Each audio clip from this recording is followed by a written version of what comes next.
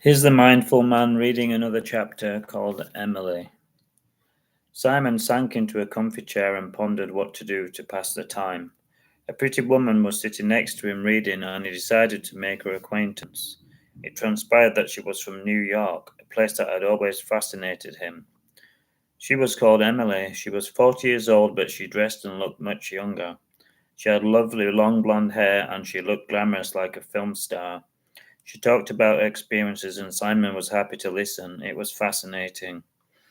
She'd been married in New York, but unfortunately her husband had died, and she decided to travel around until she had settled in Oxford.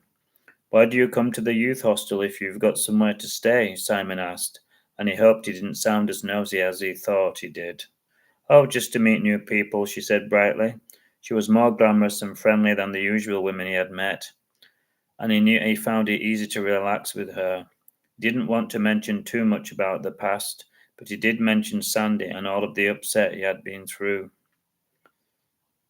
She was very sympathetic, as she could empathize, as she'd been through a similar situation.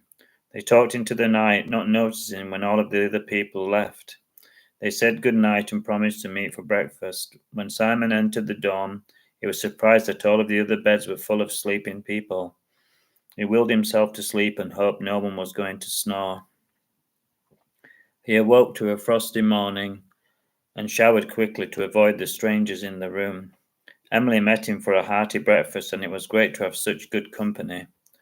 At the moment, he wasn't thinking of romance, it was just good to be with someone like minded. He had always preferred female company. It was a lovely breakfast, and he felt energized to start the day. They looked round the Ashmolean for hours, looking at all the Roman and Egyptian exhibits.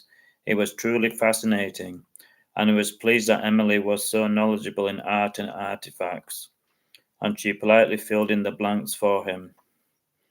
They slowly looked round Oxford, and she showed him all of the places no one knew about, all the nooks and crannies and hidden alleyways that only a local would know. Simon made it known to her that he wasn't looking for a relationship, as he was still grieving over Anne, and she was cool about it. He asked her hundreds of questions about New York as it was such a fascinating place, exciting and scary at the same time. They sat in a French cafe watching the people pass by. Simon told her that he would be leaving tomorrow and he hoped they could keep in touch. Maybe she'd like to come to Yorkshire where they could meet up, he thought. She surprised him by accepting, and they went to see the lodging where she was staying. It was a small studio flat with a soft sofa and colourful rugs adorned the walls.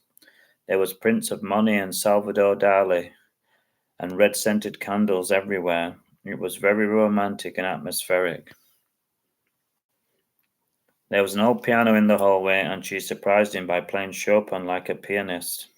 He was very impressed. He'd always wanted to learn a musical instrument, but the prospect was daunting to him.